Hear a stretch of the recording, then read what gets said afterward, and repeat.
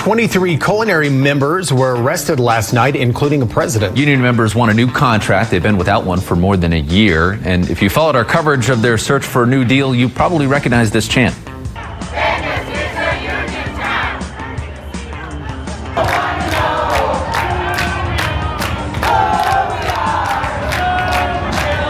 Workers at the off-strip Virgin Hotel have been without a union contract for a 15-month period. That has led to a picket after strike. Now back to picket.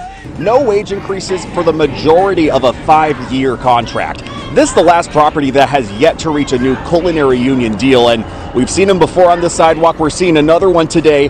Over 700 workers at this hotel planning another informational picket. That comes on the heels of the first ever strike this property's seen back in May. And the union says if negotiations continue the way they have been, the union has no trouble waiving another strike in the hotel's face.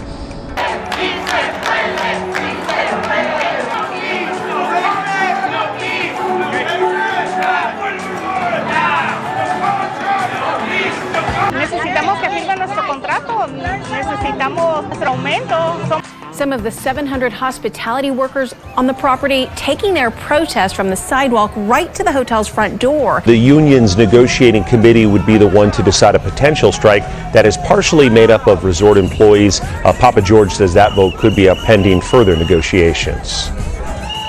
We don't want to. That's the last resort.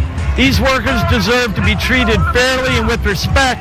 And these are Wall Street bankers and private equity, and they don't care about the workers here in Las Vegas, and that's unacceptable. 700 employees here are offered $1 an hour increases in years 4 and 5 and 0 in the first 3 years. That was seen in this letter to the union back in May from JC Hospitality, the hotel's owner. Its best, last, and final offer, it was titled.